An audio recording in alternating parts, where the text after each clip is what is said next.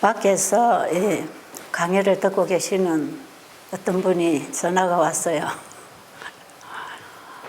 고 목사님하고 두 분이 이 말씀을 전하시는데 주거니 받거니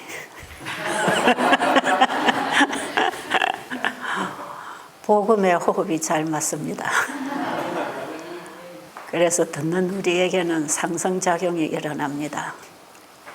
그랬는데 오늘 그분이 이제 가신답니다.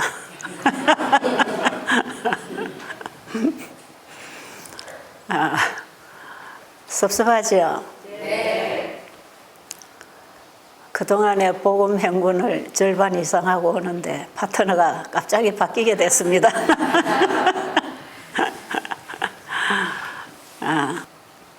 주의 성령이 우리에게 임하시면 하나의 복음으로 영적 호흡이 하나가 될 걸로 믿습니다. 두 사람이 말을 하든 10사람이 말을 하든 복음은 하나고 성령은 한 분이시니까 하나의 복음이 나가야 된다고 생각하지요. 그 하나의 복음은 오직 예수를 믿음으로 말미암는 의. 예수님 안에서는 온 인류가 하나 될 수 있는 것입니다. 예수님 밖에서는 열이면 열이 다 다르지만 예수님 안에서는 열이 하나 될 수 있습니다. 이게 연합이지요. 연합이라고 하는 것은 사람과 사람끼리, 조직과 조직끼리가 아니고 예수님 안에서 연합이지요. 네. 남편과 아내가 서로 만나서 한 몸을 이룰 때 그 남편과 아내 둘 사이에 예수님이 주인이 되신다면 그 부부는 하나입니다. 네. 원래 그런 부부를 만들어 주셨지요. 주님 안에서 아내가 하와가 아담의 살 중에 살이요 뼈 중에 뼈라고 너는 내 몸이야 너는 나야. 그것은 둘이지만 주님 안에서 하나였습니다.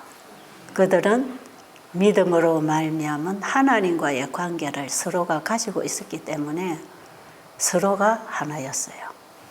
그런데 하나님과 우리 피조물 사이에 믿음의 의가 깨어지는 이 안식일 율법이 깨어지면서 분리돼 버리고 우리는 죄의 지배를 받게 되어 태어났기 때문에 우리 안에 예수 그리스도가 들어오실 때 하나 될 수 있어요.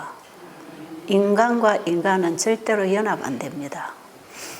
우리 함께 살자 하고 공동생활 시작하면 거기는 분명히 깨지는 일이 일어나지요.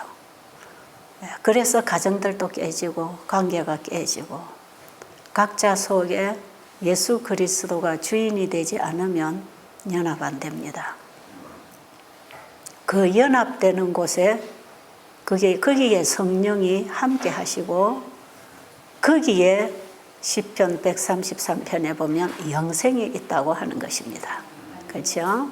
형제가 동거하여 연합함이 어찌 그리 선하고 아름다운고. 그 동거가 예수님 안에서 가능한 것이에요. 그래서 부부가 서로 한쪽은 예수님 밖에 있고 한쪽은 예수님 안에 있으면 뭐가 일어난다 그랬죠? 분쟁이 일어난다고 되어 있어요. 내가 세상에 불을 던지러 왔노니 이미 불이 붙었으면 무엇을 원하려? 그런데 그 불이 붙으니까 뭐가 일어났다?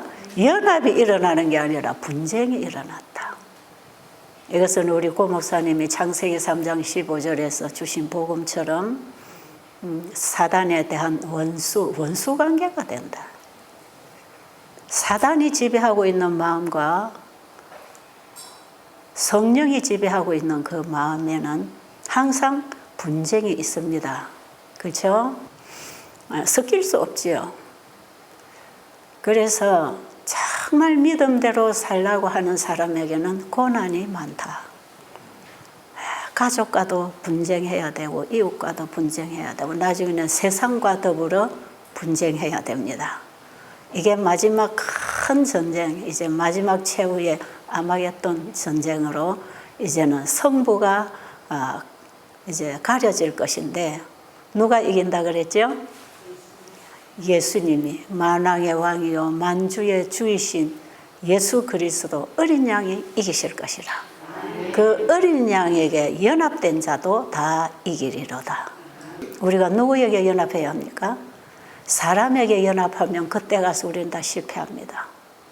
어떤 인간도, 어떤 지위도, 어떤 조직도 주님을 의지해야 살아남을 수 있는 전쟁이 우리 앞에 놓여 있습니다.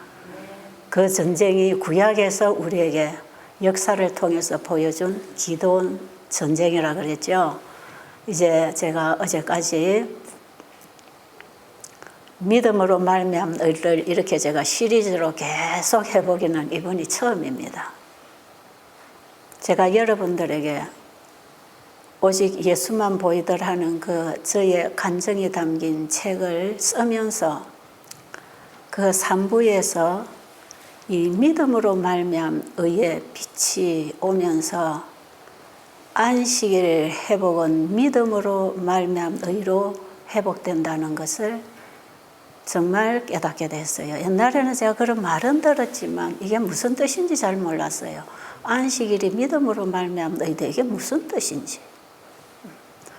연애 시대 소망에 보면 믿음으로 말미암아 의롭게 되지 않으면 안식일 지키는 것이 무의미하게 된다.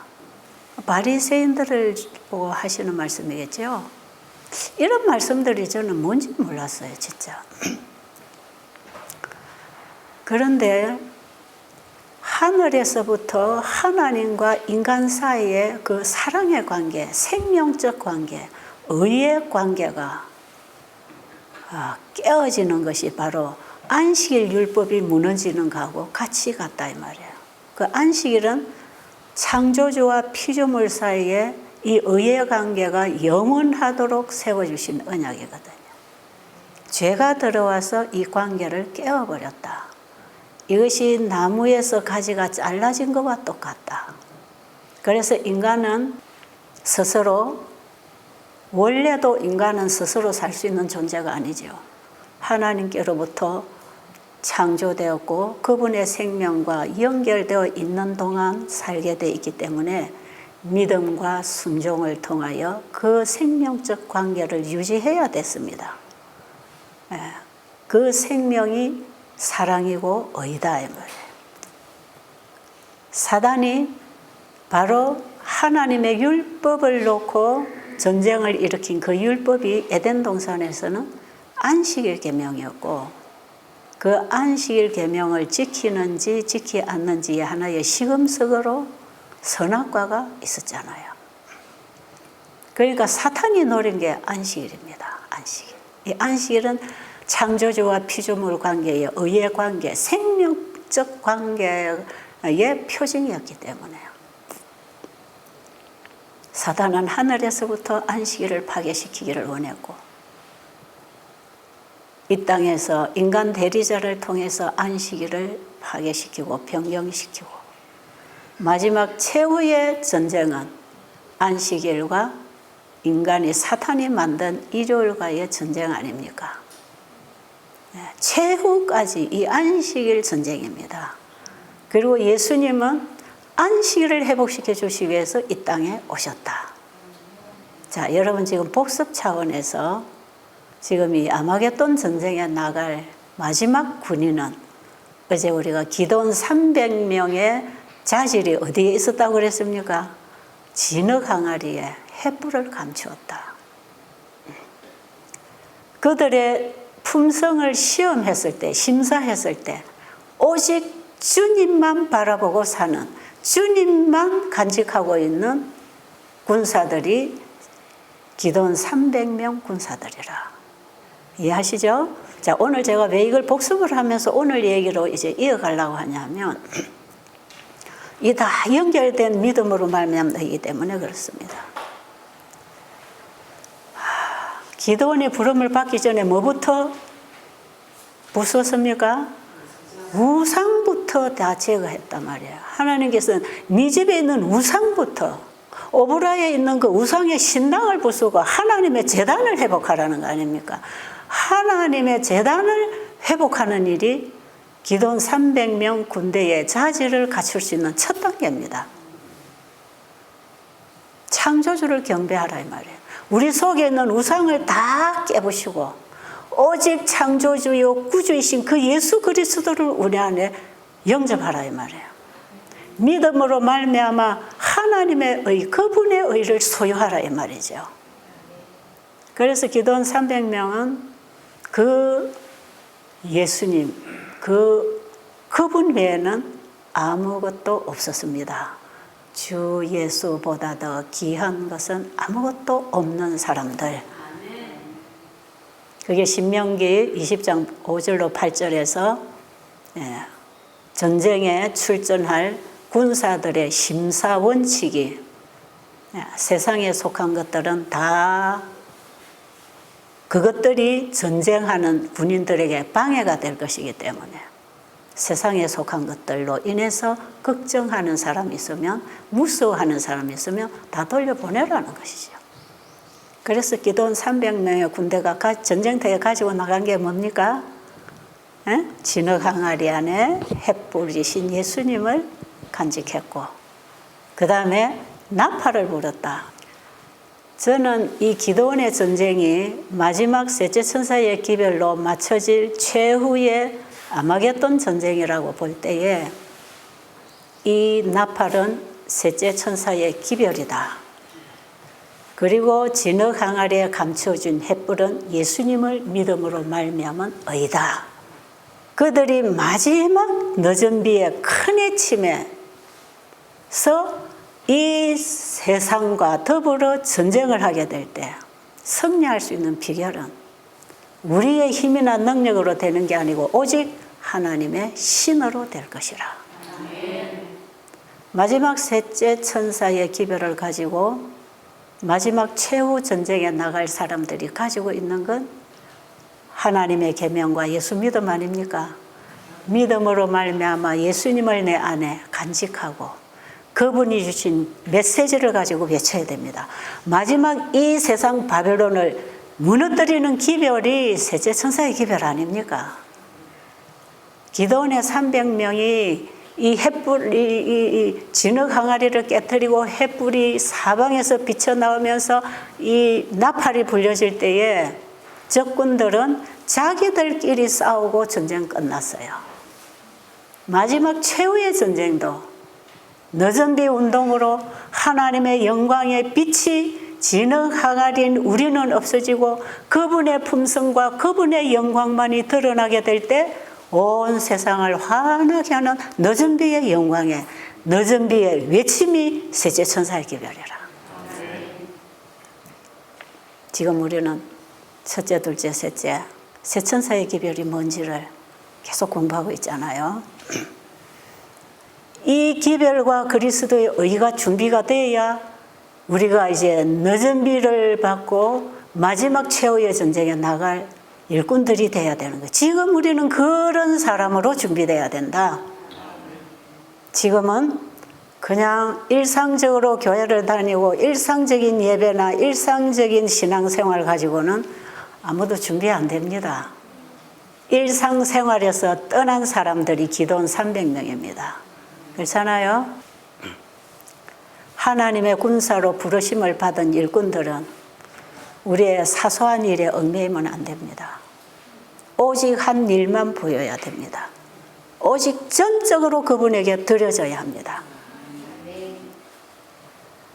기도원의 300명이 치룬 전쟁은 늦은 비 운동으로 세상 바벨론이 무너지는 마지막 최후의 운동을 우리에게 보여주는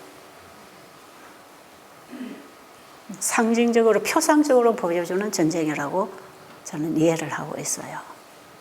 자, 그렇다면 우리는 이번에 믿음으로 말미암은 의를 그냥 책에서 읽고 공부만 해서 되는 건 아니다 이 말이에요.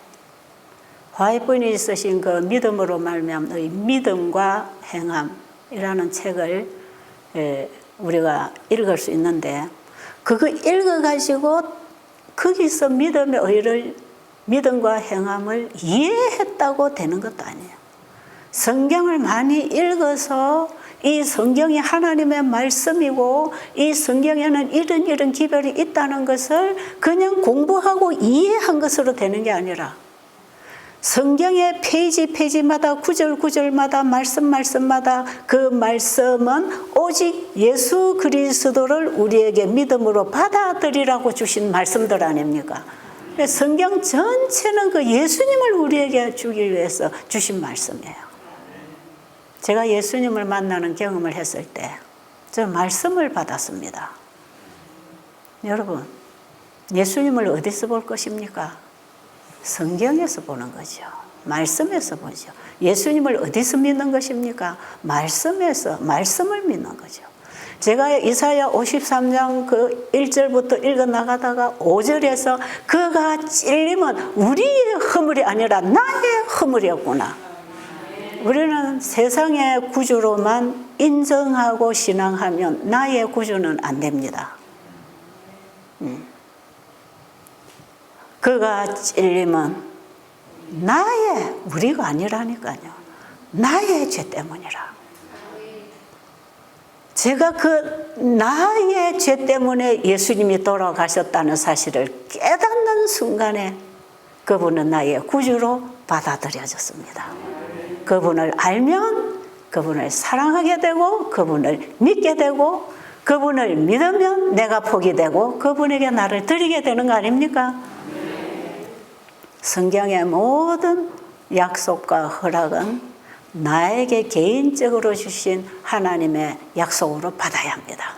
예수 그리스도를 개인의 구주로 받아들여서 나에게 어떻게 예수님이 구주가 되고 계시는지, 어떻게 예수님이 나에게 인도자가 되고 계시는지, 그분이 어떻게 나에게, 내 개인에게 내 안에 있는 죄를 구원하는 구주가 되고 계시는지, 예수는 자기 백성을 죄로부터 구원하러 오셨다고 하는데 바로 그 자기 백성이 납니다. 나.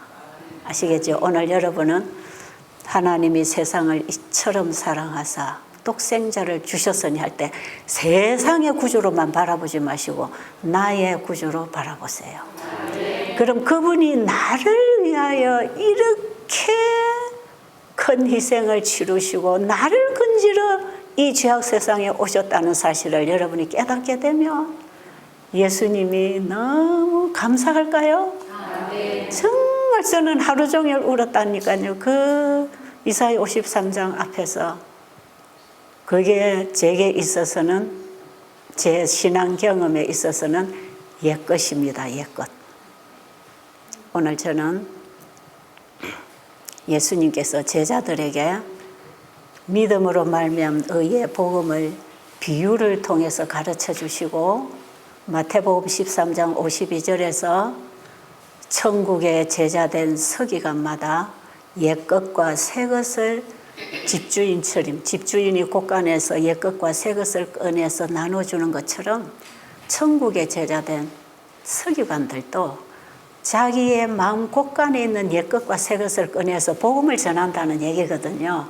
예수님이 제자들에게 복음의 사명을 주실 때 이 말씀을 하십니다. 자, 그때에 내 안에 임하신 그 예수님이 내 안에 계시는 걸 어떻게 알 수 있습니까? 예수님만 사랑하게 됩니다. 예수님만 사랑하게 돼요. 내가 예수님을 진짜 믿고 있는가? 내 안에 예수님 지금 살아계시는가? 뭘로 안다고요? 예수님이 나에게 전부가 되어 있는가? 내가 예수님만 사랑하고 있는가? 예수님만 보고 있는가? 예수님만 말하기를 좋아하는가? 내 생각이 예수님에게 있는가? 내가 하는 일이 예수님의 뜻인가를 살피고 있는가? 그게 내 안에 예수님 계신 증거 아닙니까? 그렇죠? 예수님이 내 안에 계시면 예수님을 사랑하게 되고, 그렇죠? 예수님을 사랑하게 되면 예수님이 사랑하는 영혼을 사랑하게 됩니다. 그래서 예수님을 사랑하게 되면 이 세상에 좋은 건물이나 위대한 사람이 보이는 게 아니고 구원받아야 할 영혼들만 보여요. 그래야 그 영혼을 위하여 살아갈 수 있는 것이에요. 예수님을 만나게 되면, 예수님을 그 사랑을 만나게 되면, 그 십자가가 나를 구원하기 위한 십자가라는 그 복음을 깨닫게 되면, 그 십자가는 우리 인류를 위한 주님의 희생이다 말이에요. 그걸 모르고 죽어가는 영혼들을 바라볼 때 우리가 가만히 있을 수 없어요. 왜? 우리 안에 예수님의 사랑이 있기 때문에. 예수님의 사랑은 죽어가는 인류를 구원하는 사랑 아닙니까? 그러니까 그 사랑이 역사하고 그 사랑에 강건될 때 우리가 무엇을 보고 무슨 일을 하고 어디로 달려가는가? 저는 제 경험을 비춰볼 때 딱 영혼이 보이는 거예요. 이 세상 사람들 다 복음이 필요한, 구주가 필요한 영혼들로 보이고, 주님이 가장 기뻐하시고 원하시는 그 일을 하고 싶으니까 주님이 인류를 구하러 오신 그 일을 전해야 될 거 아닙니까? 그래서 복음 전도자가 되는 거예요. 전도하라 해서 전도되는 거 절대로 아닙니다, 여러분. 이웃 사랑해라 해서 사랑은 결코 안 됩니다. 불가능해요. 그럼 성경에는 원수까지도 사랑하라 했는데 어떻게 불가능한 우리에게 이런 요구를 하실까?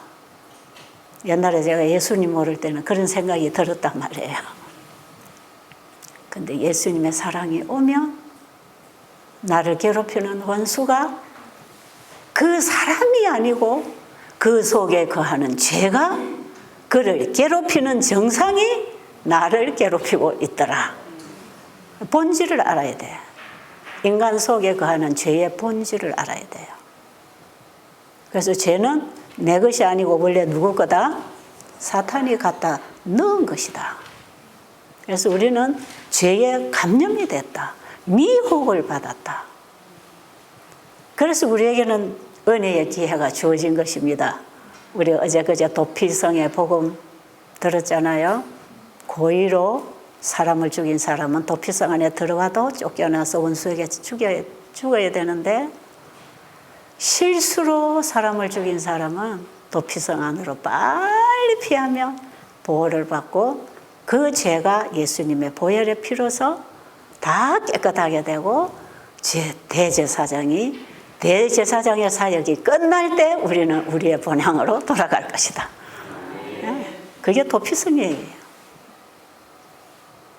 이거 다 성소 진리고 믿음으로 말미암은 의의 진리예요. 정말 저는 이 복음 하나하나를 깨달아가면서 이 가슴이 뛰는 거예요. 항상. 제가 이번에도 이 믿음의 의의 복음을 전할 때 이제 제 가슴이 자꾸 뜨거워지는 거예요. 그리고 자꾸 제 소리가 커지는 거예요. 제가 그래서 제 강의를 나중에 들어보니까 소리가 빽빽빽 나서 아이고야, 지금 소리가 듣기 싫어 죽겠네.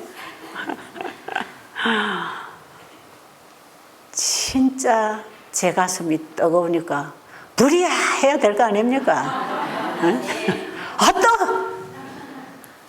뜨거라 이러고 그러고 불 피하는 사람 없지요? 불이 오면 뜨거운 것입니다. 그게 큰 소리 외침입니다. 성령이 우리 안에 강건하실 때 우리는 큰 소리로 외쳐야 돼요. 우리는 거기에 나갈 일꾼들 아닙니까? 지금 우리는 그런 일꾼으로 준비돼야 된다. 이게 현대기별이라니까요. 자, 그럼 보세요. 예수님이 전하신 기별도 다 새천사 기별입니다. 새천사 기별. 새천사 기별은 창세기 3장 15절에서부터 왔습니다. 창세기 3장 15절에서 주신 이 영원한 복음이 계시록 14장 셋째 천사 기별에서 마칩니다. 그러니까 그 사이에 있는 성경 전체가 계시록 3장 15절에 영원한 복음을 풀어놓은 건데, 창세기 3장 15절이라고 안 했나요? 제가 자꾸 헛소리 하는 거 이해하시죠? 이렇게 좀 가르쳐 줘야 돼. 안 그러면 또 지나가면 저 밖에 사람들은 계시록에 가서 찾게 돼 있으니까 여기 있는 분들은 창세기로 알아들어. 자, 어쨌든 저는 그 아담이 범죄한 이후에 하나님과 아버지와 아들 사이에 평화의 의논이 있었다 하는 그 부분에서 그 부조와 선지자에서 제가 그 대목을 읽으면서 정말 많이 울었어요. 그 아들의 믿음이어야, 그 믿음을 우리에게 넣어주어야 우리의 구속 사업이 이루어질 수 있습니다. 그 아들의 믿음. 아버지는 그 아들이 아버지를 전적으로 믿고 신뢰하는 걸 아셨기 때문에 그 아들의 믿음을 믿고 아들을 이 땅에 보내주셨어요.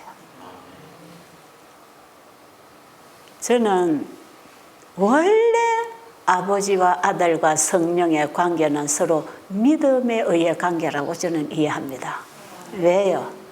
예수님은 오로지 아버지를 신뢰하고 아버지의 뜻을 드러내는 일에 아버지의 종이 되신 분입니다. 그죠?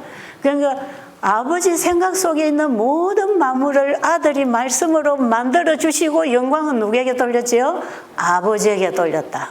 성령도 그 일을 수면에서 이 지구에서 이루시고 그 모든 영광은 아버지가 받으시도록.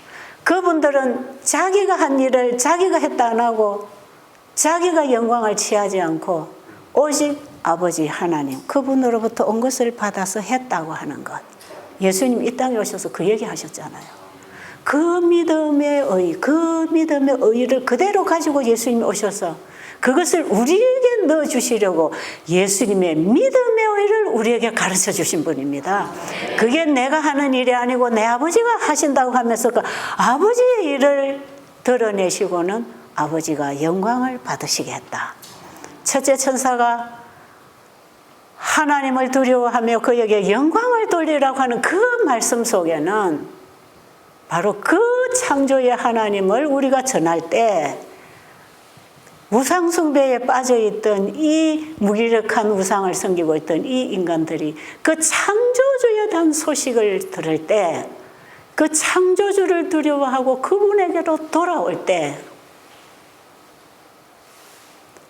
그분이 내 안에 오셔서 행하시는 일이 나타날 때 그분이 영광을 받으십니다. 아버지는 우리가 잘한 걸 가지고 영광을 받으시는 게 아니고 아버지가 주신 것을 가지고 나타낼 때 아버지가 영광을 받으신다. 이게 믿음으로 말미암아 의로 되는 것입니다. 의는 율법하고 똑같은 것이 의다 그랬죠. 율법은 거룩함, 생명, 사랑, 이런 것들입니다. 의할 때는. 이것은 하나님께 속한 것이지 인간에 속한 것이 아니라. 그러니까 바리새인들은 열심히 율법을 지켜서 의롭게 된다고 생각해서 율법을 지킨 자기의 의를 가지고 있었어요. 자기 의에 만족했기 때문에 예수님의 의를 받기를 거절했지요. 그럴 때 예수님 뭐라 하셨어요? 너희들의 의가 저 바리새인들의 의보다 낫지 아니하면 결코 천국에 들어갈 수 없다. 저거 본받지 말라 이 말이에요. 저는 옛날에 그 얘기를 어떻게 이해했냐면 바리새인들이 철저히 율법을 지켰는데 우리는 그보다 더 철저히 지켜야 되는 거구나. 더 완벽하게 실수 하나 안 하고 성도 안 내고 완벽해야 되는 거구나. 그게 바리새인들보다 더 나은 의인 줄 알았어요. 저 옛날에 행위신앙을 할 때 그렇게 알았어요. 그런데 로마서 3장 21절로 22절에 보니까 우리 죄인들은 본성적인 죄인들은 율법을 지켜서 의롭게 될 수 없다. 오직 하나님이 준비하신 예수 그리스도를 믿음으로 말미암아 하나님의 의를 소유하라는 거야. 바리새인보다 더 나은 의는 하나님의 의입니다. 예수를 믿음으로 말미암아 하나님의 의를 가지라. 이 의는 차별이 없다. 모든 사람에게 주시는 하나님의 의다.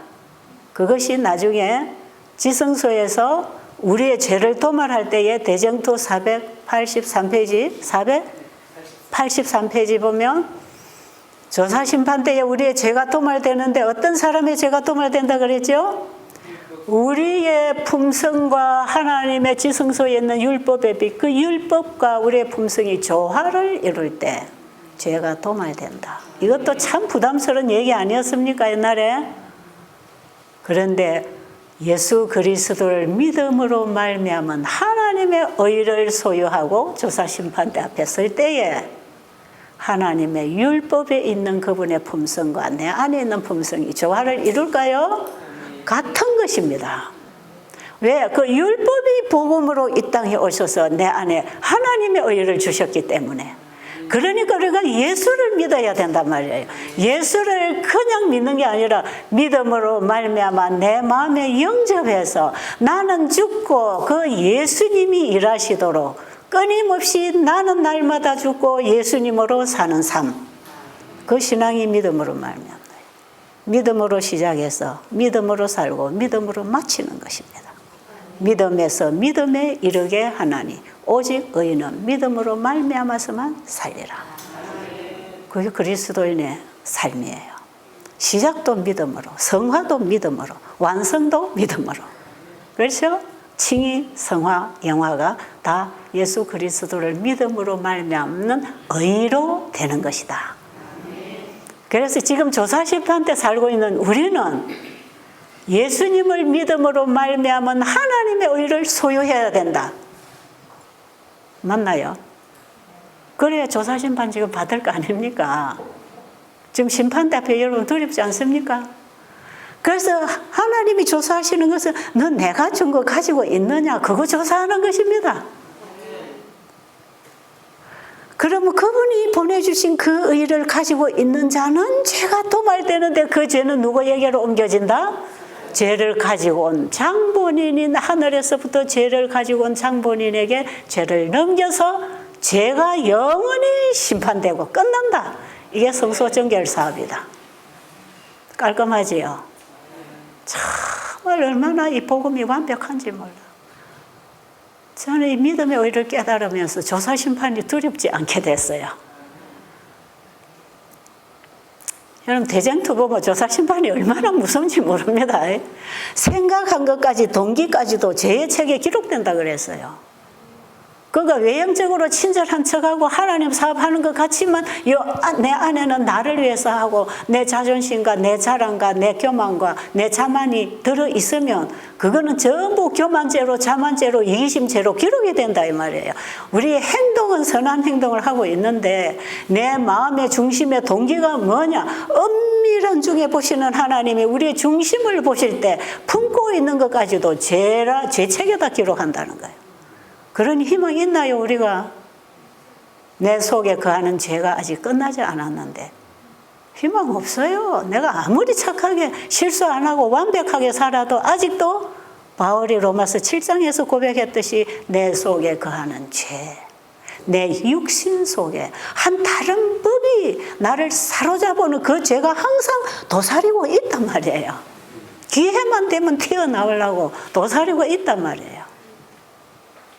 그런데 우리가 예수님을 믿음으로 말미암아 하나님의 의를 소유했을 때 하나님은 아직도 육신 속에서 나올 이거 보지 아니하시고 하나님 주신 거 그거 보십니다. 그거 내가 준 거 가지고 와. 내가 준 거 있잖아. 그걸 가지고 조사심판대 앞에 가면 합격입니다. 합격. 와, 하늘에 들어갈 통행권은 예수님을 믿음으로 말미암은 하나님의 의, 그걸 소유해야 됩니다. 이 의를 가지고 하늘에 가면 창세기 2장 1절로 3절에 죄 없던 그 안식이 영원히 회복됩니다. 창세기 2장에 있는 이 안식일은 죄 없는 안식일이에요. 출애굽기 20장 8절로 11절에 나오는 그 안식일은 죄인에게 온 안식일이에요. 죄인에게 이 안식일을 줄 때에 뭐라고 말씀하십니까? 안식일을 기억하여 거룩히 지키라 하는 그 안식일을 기억하라는 그 안식일은 죄 없는 안식일. 죄 없는 그 안식일을 우리에게 회복시켜 주시려고 예수님이 오셨고 예수님을 믿음으로 말미암아 우리는 거룩한 백성이 되는 것입니다. 그래서 모세에게 율법과 성소를 함께 주셨다는 것 아십니까? 그 율법은 오직 우리의 죄를 예수님에게 전가하고 예수님의 의를 받아서 지킬 수 있는 율법이었다. 자, 이렇게 이제 여러분이 이해를 하시면 지금 제가 얘기하려는 이 부분이 이제 이해가 참 잘 될 거예요. 예수님은 믿음으로 말미암은 의를 우리가 어떻게 소유할 수 있는지 비유를 통해서 계속 설교해 주셨어요. 마태복음 13장 44절로 52절까지 그 내용 속에 세 천사 계별이 쏙 다 들어가 있습니다. 복음과 심판, 그 다음에 그 복음을 가진 자들이 어떻게 복음을 전하는가, 제자들에게 이걸 싹 가르쳐 주셨어요. 자, 밭에 감추인 보화는 뭡니까? 밭은 이제 여러분은 이거는 다 너무 잘 아는 내용이라 설명 필요 없어요. 거기서 여러분이 한 가지만 짚으면 되는, 그게 부족해서 여러분이 이 보화를 못 가지고 있을 수 있으니까 그 하나만 여러분이 핵심을 잡으면 되는데, 성경 안 읽어도 다 아는 내용 아니에요. 마태복음 13장 44절에 무슨 내용입니까? 밭에 감추인 보화 얘기입니다. 그 다음에 45절에는 무슨 얘기입니까? 진주 장사 얘기입니다. 자, 그 다음에 또 무슨 얘기가 나옵니까? 금을 던져서 모으는 얘기, 그리고 거기서 조사해서 분리시키는 심판에 관한 얘기가 나옵니다. 그 다음에 52절부터 제자들에게, 자, 내 말 너희들 잘 알아들었지? 그러면 이제부터 너희는 이렇게 복음 전해라. 그게 52절입니다. 그게 이제 천국의 제자된 서기관마다 마치 집주인이 곳간에서 옛 것과 새 것을 꺼내서 나누어 주는 것처럼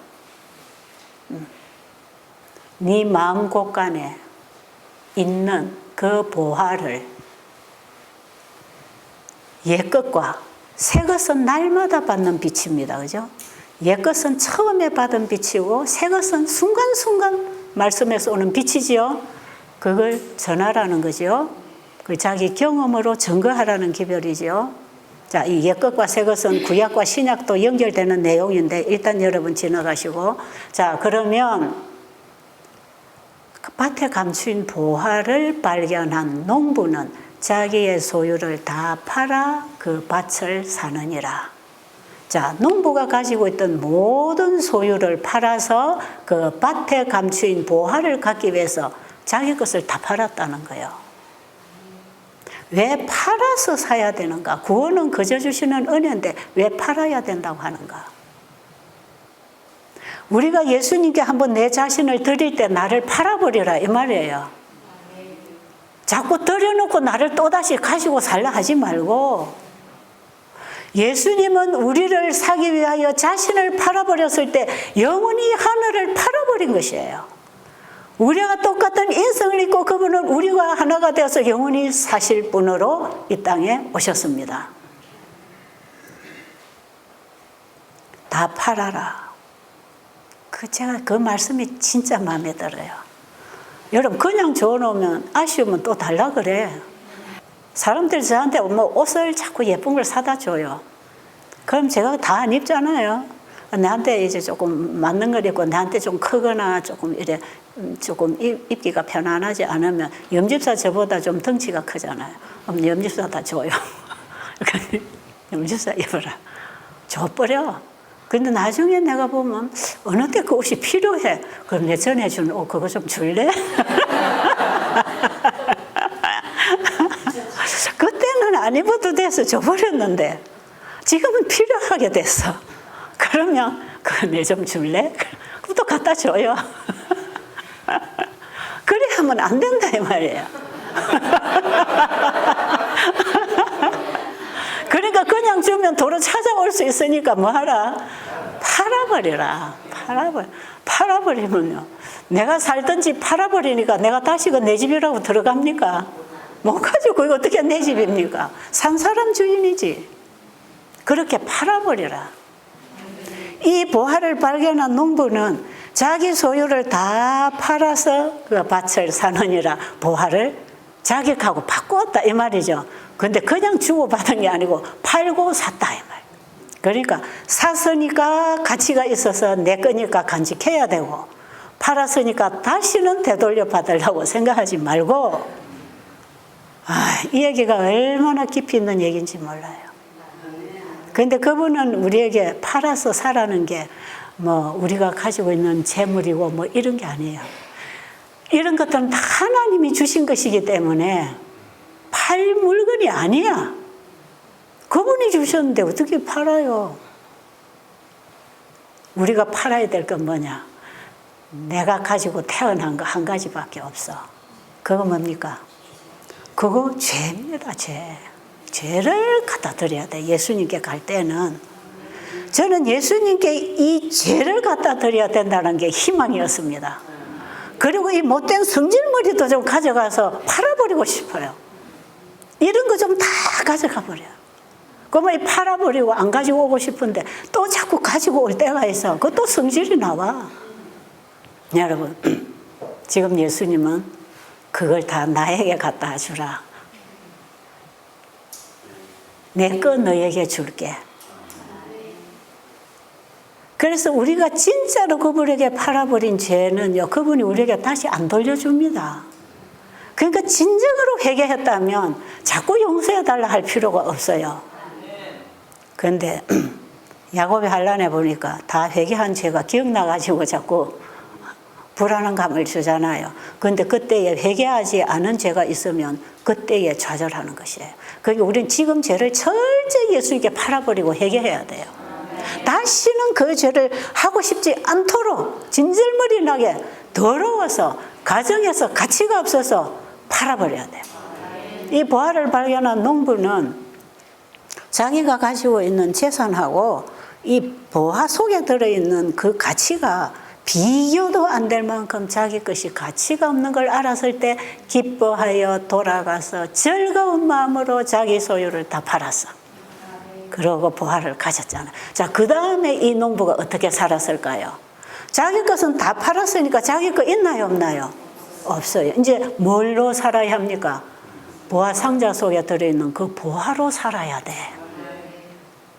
이 보화의 가치가 이분이 팔아버린 땅도 사고 집도 사고 가구도 사고 옷도 사고 이불도 사고 밥그릇도 사고 다 새로 사야 되는 거야. 그런데 이 보화는 골로새서 2장 3절에 보면 그 안에 예수 안에 있는 지혜와 지식의 보화라 그랬어요. 이 밭에 감추인 보화는 복음이신 예수님을 얘기하는 거지요. 예수님 안에 이 보화가 있단 말이에요. 그 예수님 안에는 하늘에 속한 모든 지혜와 지식의 보화가 가득하다 그랬어요. 그러니까 우리가 예수님을 내 안에 영접해드리면 예수 안에 있는 지혜와 지식이 내 것이 되는 것이라. 이것이 바로 에베소 4장 21절 이후로 진리가 예수 안에 있는 것 같이 예수 안에 있는 진리로 가르침을 받을진대 어떤 사람이 된다는 겁니까? 그 신령한 진리의 능력으로 그 가르침으로 새로운 사람이 하나 일어난다는 거죠. 새로운 피조물이 되는 거야. 그래서 내 안에 속 사람은 날로 날로 그 지혜와 지식의 말씀으로 가르침을 받아서 우리의 영혼은 하늘과 교통하는 사람으로 자라나고 우리의 육의 그 사람은 점점 후퇴해서 없어지는 거예요. 예수님 재림 때 다 벗어버린다 그랬죠. 그런데 진짜로요. 예수님이 내 안에 오셔서 예수 안에 있는 진리로 계속 가르침을 받고 순종하잖아요. 그러면요. 하나님을 아는 지혜와 지식, 이게 이제 요한복음 17장 3절에 영생 얻는 바로 그 믿음이죠. 하나님과 그의 보내신 자 예수 그리스도를 안다는 것이 바로 그분 안에 있는 진리를 깨달아가는 것이에요. 그 진리를 안다는 것인데 이 진리를 아는 지식은 날마다 빛이 오고 빛이 오고 빛이 오고 빛이 와서 더 밝아지잖아요. 그렇죠? 여러분 옛날에 10년 전에 제 설교 들을 때하고 지금 들을 때하고 좀 다르지요. 날마다 빛이 온다니까요.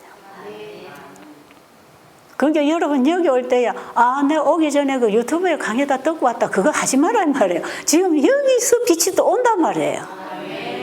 그 이 빛이 자꾸 오는 거예요. 밝아지는 거예요. 예수 안에 있는 진리는 끝없이 우리에게 새빛으로 줍니다. 새빛으로. 그래서 옛것은 내가 예수님을 만나고 영접할 때 그분을 내 안에 영접한 그 옛것에서부터 새것이 자꾸 나옵니다. 그래서요, 저 곳간에 있는 거 옛것 꺼내다가 손님 주는 게 아니고 옛것과 새것을 함께 꺼내주는 거라.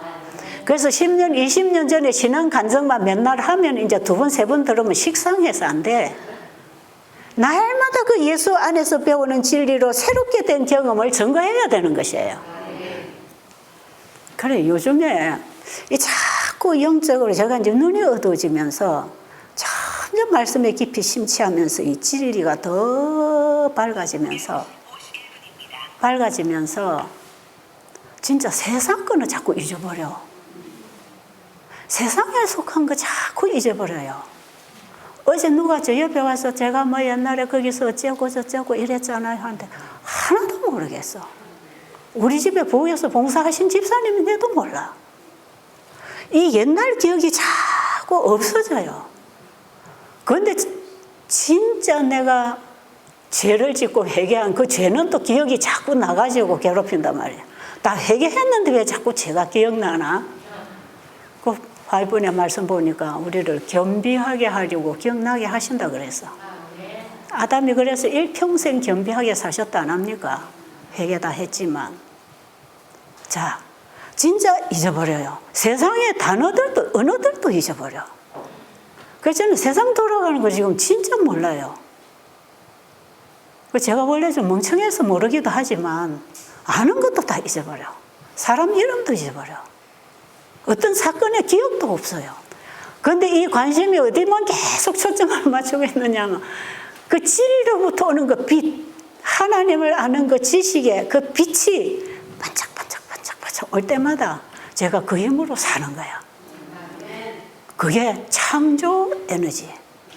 빛이 있어라 하심에 빛이 왔잖아요.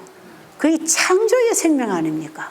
하나님의 사랑의 생명, 창조의 생명이 이 땅에 와서 모든 창조물 속에 그 빛이 창조물을 만들어내고 그 창조물 속에는 빛이 나가는 통로가 되어서 빛을 흘려보내서 온 만물을 통하여 하나님의 영광을 받으시게 되었는데 우리 안에 예수님을 통하여 이 빛이 오면 우리를 통하여 이 빛의 순환이 일어납니다. 이게 받음으로 사는, 받음으로 나눌 수 있는 진리입니다.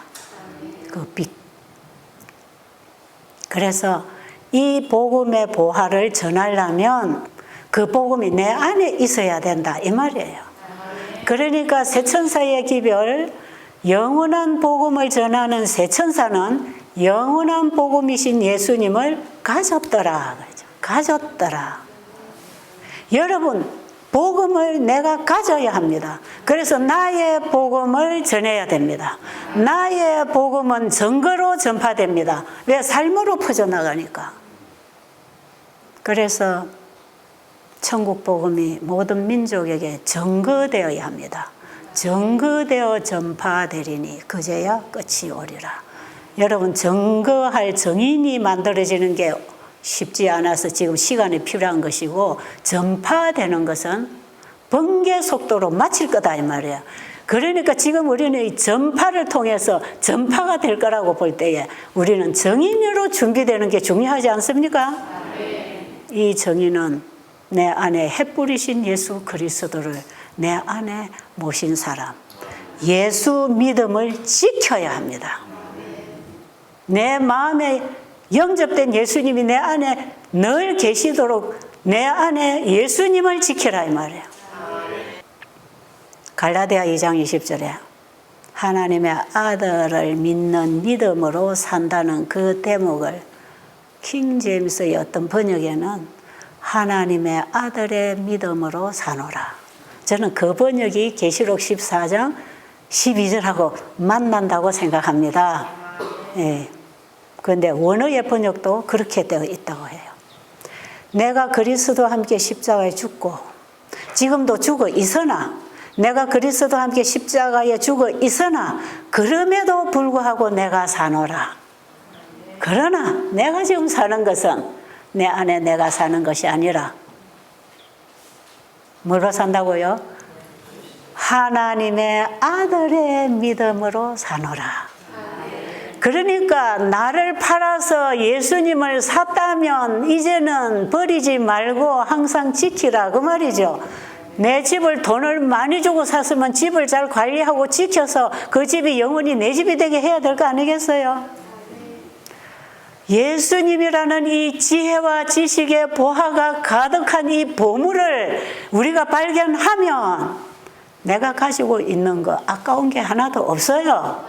가치가 없지요. 사도 바울은 쓰레기라 그랬잖아요. 배설물이라 그랬잖아요. 그런데 우리는 지금 왜 내 걸 다 팔아서 그 보화를 살려고 안 하는가? 보화의 가치를 몰라서 그래. 그러니까 그 가치가 뭔지를 우리가 전파하는 게 영원한 복음을 전하는 것이에요.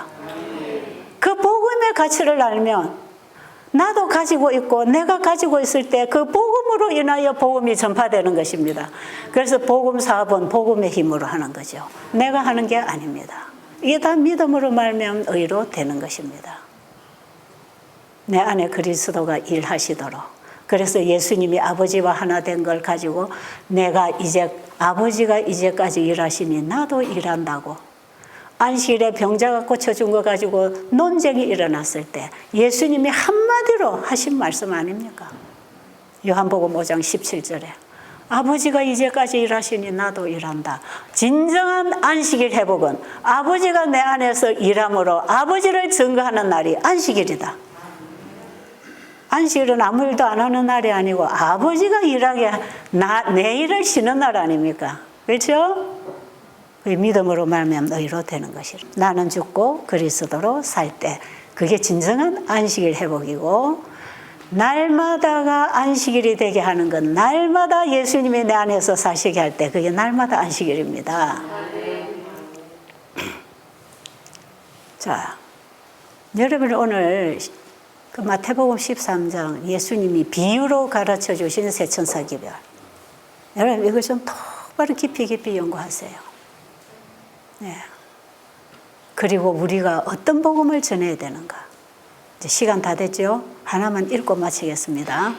진리의 위대한 창고는 하나님의 말씀, 곧 기록된 말씀과 천연계의 책과 하나님이 인생을 다루시는 경험의 책이다.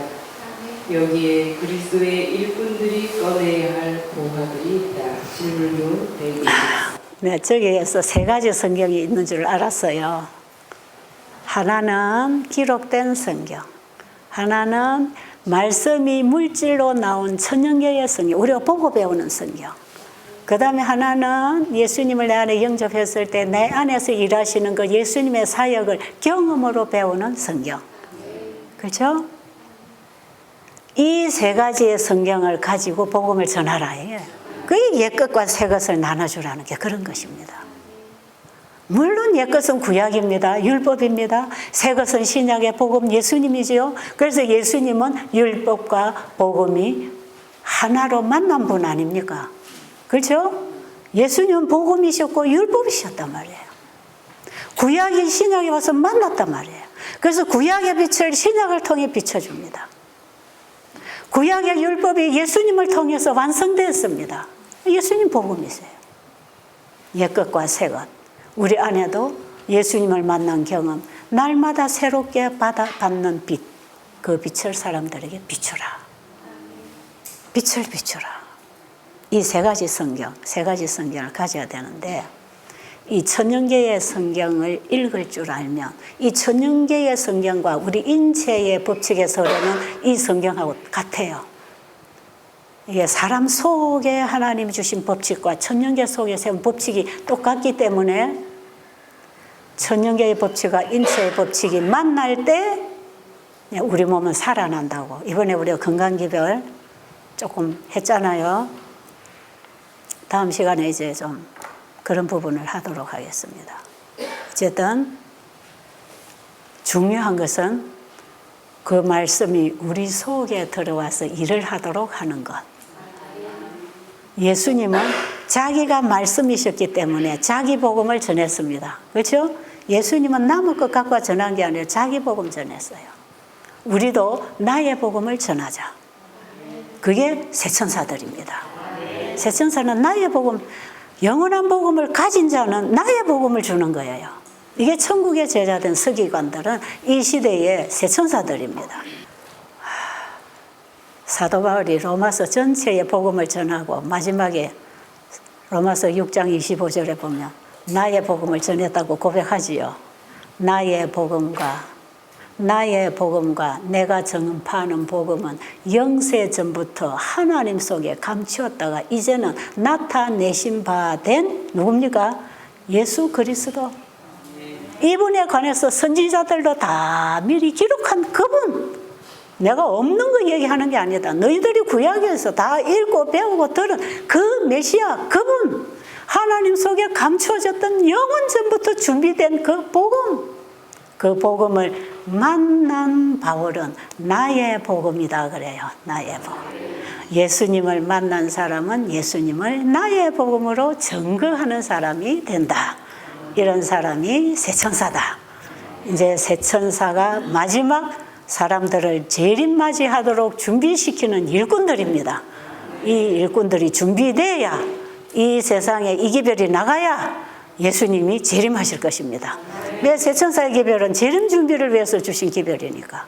그러니까 우리 재림교회만이 가지고 있는 이 새천사의 기별, 지성소에서 온 셋째 천사의 기별을 가지고 있는 이 교회가 일을 해야 되잖아요.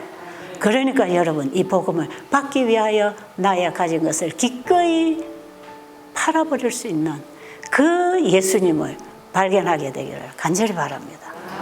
여러분 이번 집회에서 그 예수님 꼭 발견하세요.